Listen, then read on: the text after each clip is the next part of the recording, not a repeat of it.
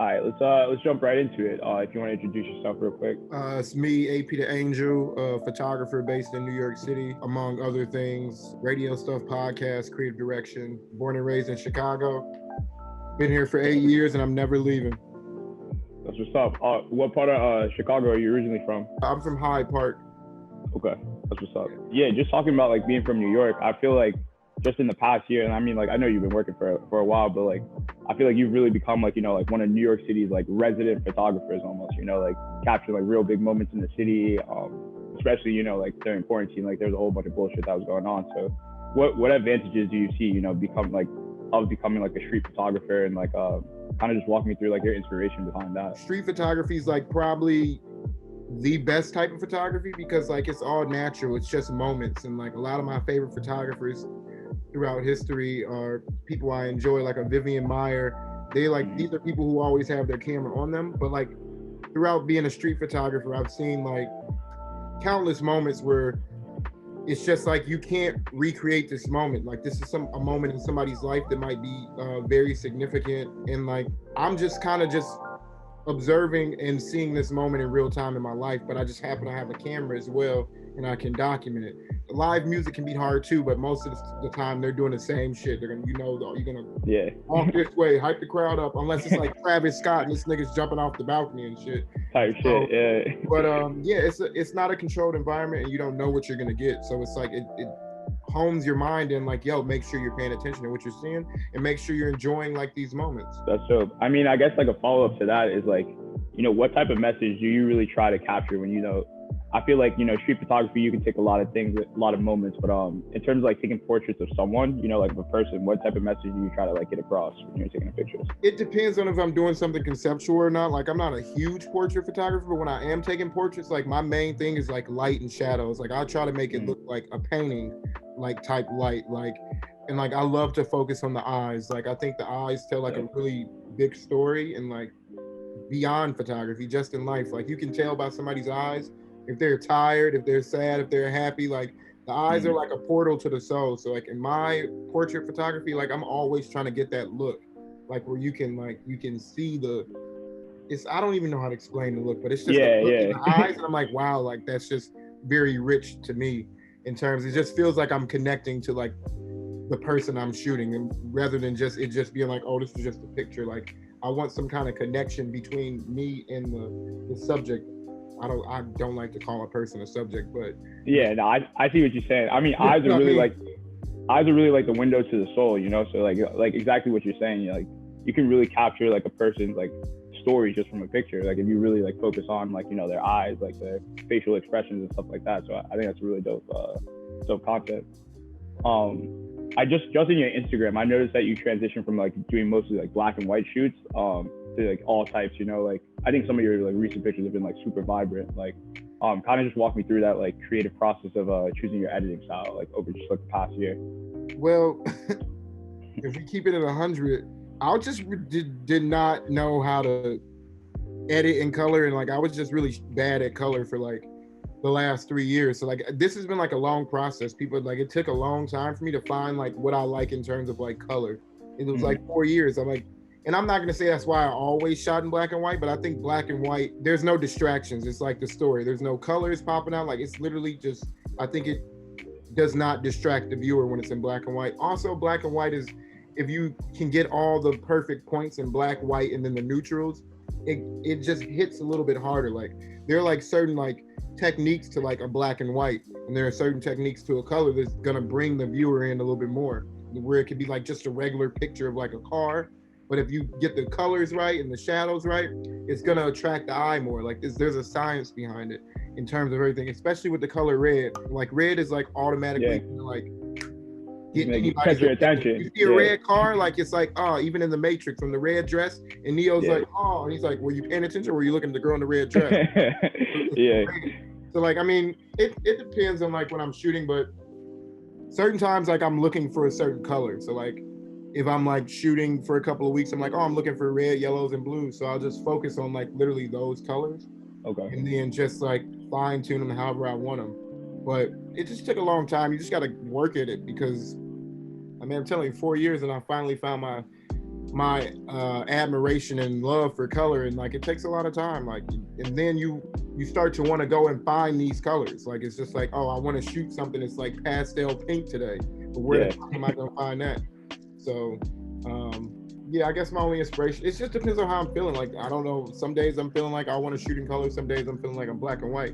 But some pictures are definitely like, you can tell when you take them, like this is just gonna look better in black and white. I love black and white over anything. Okay. But, you know, I'm just trying to expand myself and be more open to like creating color, because a lot of jobs you're gonna have is they're not gonna be like, oh, we want black and white.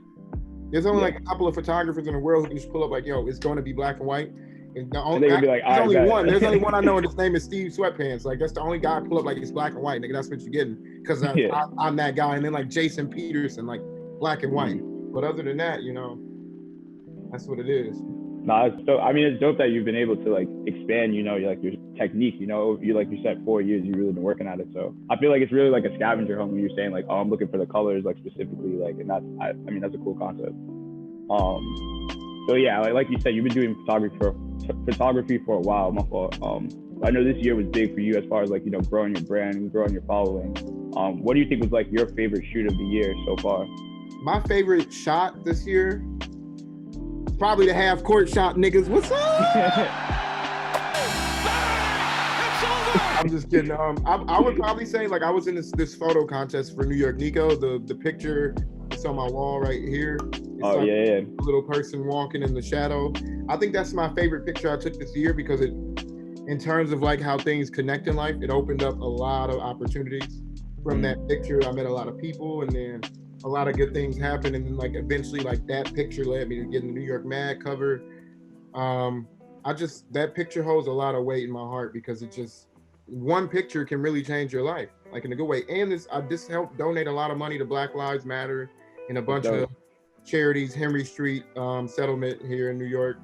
So this is definitely my favorite thing I shot. And also, I wasn't even like pressured to shoot it. I was just playing Call of Duty all day, and I'm like, you know, let me go outside on the balcony and maybe like at least try to take a picture. And then it was a perfect element. And I just waited for 45 minutes to take it, and it just happened. And I'm like, wow, you know, it just made me feel like I was aligned in a way, and like things are kind of in my control, but they're out of my control in the grand scheme of things. But yeah, this is probably my favorite picture I've ever taken in my life too. So that's what's up. And I was about to say, like, I mean, New York Nico, you know, he's like a, you know, self-proclaimed like New York talent, the New York talent agent, you know, like really just like putting on people like from all over. And I think I actually followed you before I saw that, but like I remember when the contest was going on, it was like there's a couple photographers from all out the city, but like I do remember seeing that picture specifically, and it was just like you really captured like that moment of the time, you know, like just like that one person like walking alone and like the light reflecting off the building. I don't know, like I think that was like a super dope picture. So I mean, I love to hear I love to hear that that's really been like your favorite picture so far. Speaking of quarantine also, you know, like some of your protest pictures from over the summer were like real powerful, man. And, that was a big thing too. Like there's a lot of moments, like I feel like this year, I feel like why I succeeded a little bit more this year during such a slow year is because I was shooting things that actually matter. Like, you know, like the protest pictures, like those are historic. All my quarantine pictures, the New York Mag cover also related to quarantine. Like all the pictures that like helped me get somewhere this year are related to the times. And like my mentor would always say, you need to shoot stuff that's relevant to like right now. And I'm like, and like I understood the importance this year, because I'm like, well, I'm out here to protesting for my life. But like it's like I was saying earlier, like it's a moment in time where like this protest is important to just my life and every other Black person's life and every underrepresented person's life. But like I'm also a photographer, so I'm like, wow, I just happen to be able to capture this too. So like it's things like that that like just really like, I guess like humble me and like inspire me to keep going at this shit. But I mean, yeah, that was especially like I was in a couple of different places while it was happening. Like I went to school in Virginia. I was down in Richmond, but then like I came back up here, and just seeing like the response from the city was like, it was infectious, man. Like it was so dope to see that so many people around the city were like really like, you know, in arms together, like standing up to like, you know, the oppression that was happening to like, you know, Black people, young Black people. So how do you think like New York's response was, like just in your own eyes? Like, you know, like you're from Chicago, and I mean you've been out here for a minute, but how do you think like New York really responded to everything that was going down? I think that New York responded very well. Like there were countless days of protests. Like every day, like from May 29th, there was a protest. Yeah. Every day into a gap. Everywhere too, like literally it everywhere. was almost like a regular occurrence. It became like a staple of like, oh, I'm gonna see a protest today. And I think that everybody came together very well. Obviously you had your opposing sides.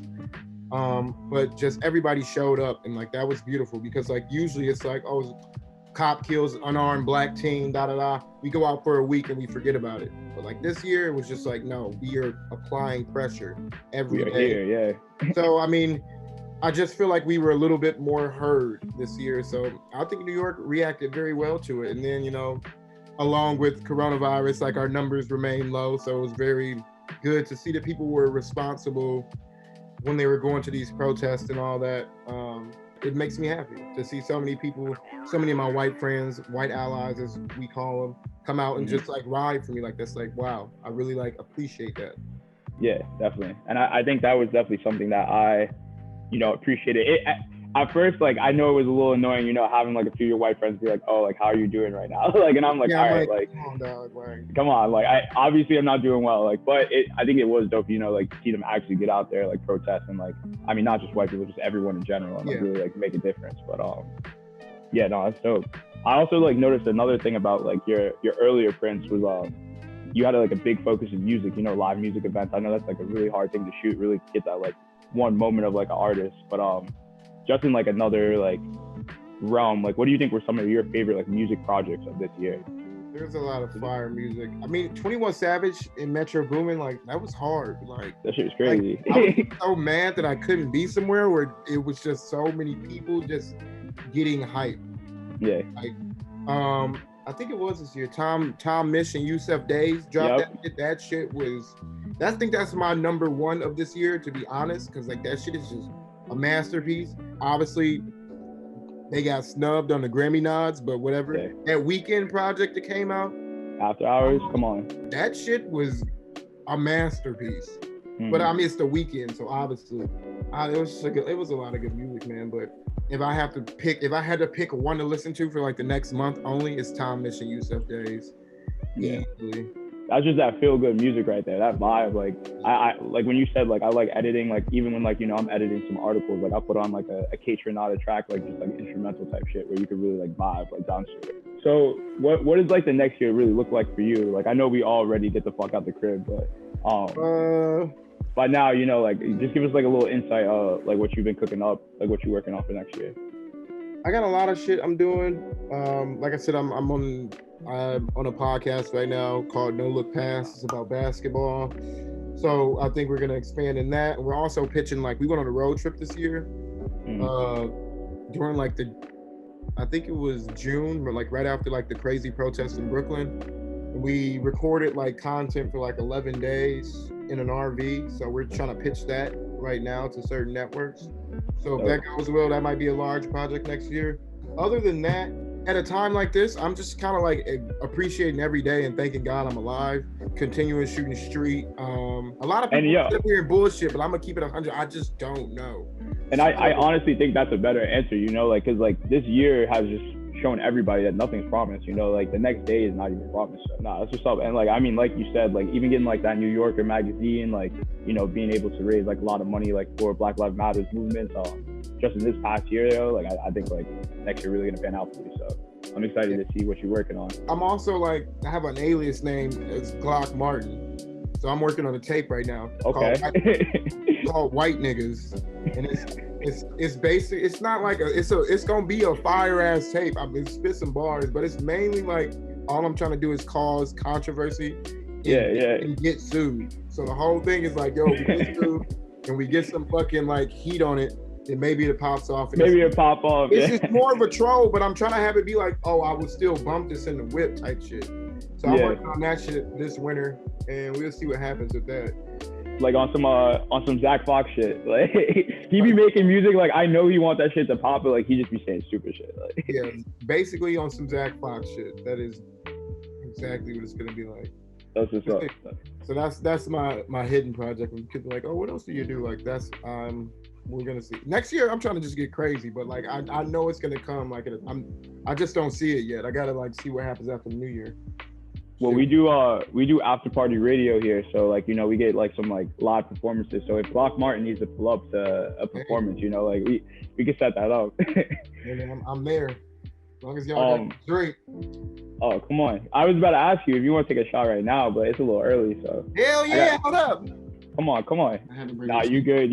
I got the 1942 on me. We good. Oh, nigga, you drinking good, nigga. What are you doing for the next year, nigga? Let me come work for you.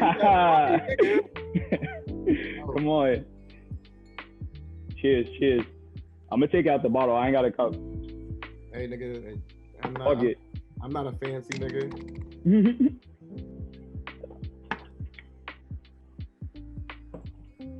Shit, wake you up. God damn. Oh, all right. Well, you should have did that shit before the conversation. I was about to say. You really got all the shit out of me, nigga. Like I'm gonna be reserved. Now that you're talking about taking shots, I'm like, all right, well. Yeah, let it fly. We on demon time in this bitch. Okay. All right. Yeah, I just got one last question for you. You kind of did just give like, you know, like you spit some game right there, you know, like really you got to be outside like to make your shit pop. But I mean, what advice would you give to like, you know, like a young photographer starting out? Like, what's like the biggest piece of advice, you know, like maybe even a mentor gave you that really like you stuck with? All right, I'm gonna give you the best advice here. Number one, do not compare your journey to anybody else's journey. Like I used to be like, oh, holy shit, how is this person here? How they doing that?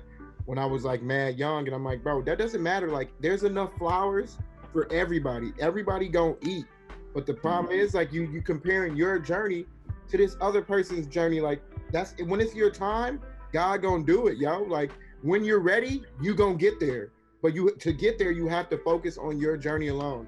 Number two, when it comes to terms of technical shit, it's only 3 numbers on the camera you need to worry about. Your shutter speed, your aperture, and your ISO. If you don't shoot in manual, start shooting in manual now. And I don't care if your pictures suck for a year. You gotta do it. I did it, my shit sucked for a whole year. But you learn those numbers, and then you can start to make your shit pop. You can start to make shadows pop, light pop, and everything. It's just like learn those 3 numbers. I'm gonna say it one more time. Shutter, aperture, ISO. That's the only thing you need to know. It ain't nothing more difficult to it. Because then once you know those numbers, you become a quicker street photographer. You're like, I need to pop, boom. Let me pop. Yeah, and it's like those numbers, people try to think that, oh, I just need to know what it looks like for this situation. Light is always changing. You see, I'm getting dark. Light is always changing. So you need to get so good at those numbers that you can just know like any situation, like, oh, I know what the light looks like. I thought that shit sounded crazy when I first learned it 4 years ago. But now I'm like, nigga, that shit is clockwork and it's mad easy. Yeah. Really just stay true to yourself. Like, bro, like a lot of people out here trying too hard to be something they're not. Like, bro, if you just be yourself in this shit, niggas gon' fuck with you. It don't matter, like, bro. Like, we live in New York, everybody trying to do some cool shit. Nobody in this motherfucker, well, this is for New York, young photographer. Anywhere in the world, though, just kind of be yourself. Like, bro, I've been the same person since I was 11. Niggas used to jump me in the bathroom. Now niggas is on my dick. Sorry, I can't. The same niggas that wasn't fucking with me back in the day, they riding my nuts right now. So I'm like, bro, fuck it. Stay true to who you are. If niggas don't fuck with you, fuck them. Like, fuck them. Keep it pushing. God gonna put who's supposed to be in your life. And if they, you know, if niggas not trying to rock with you, it's okay. That was the third one. Not everybody is going to fuck with your shit. That you not Michael Jordan, nigga. It's cool. Yeah. If somebody don't like your shit, don't be mad at them. It's their life, nigga. I don't need everybody to like my shit. I like my own shit. The more you fuck with your own shit, the more you fuck with yourself, that energy is gonna exert into the universe and niggas are gonna fuck with you. That's all I gotta say. Should have took the shot after that. Yeah, I was about to say, yeah, we might need to charge some money for this video right here. You spit the game right nigga, now. This is free game. This is free game you giving to the people right now. Look, that's really the whole purpose of life, is to just give free game to other people. We here to help other people. There's a story. Sorry, I'm talking a lot because I just took that shot.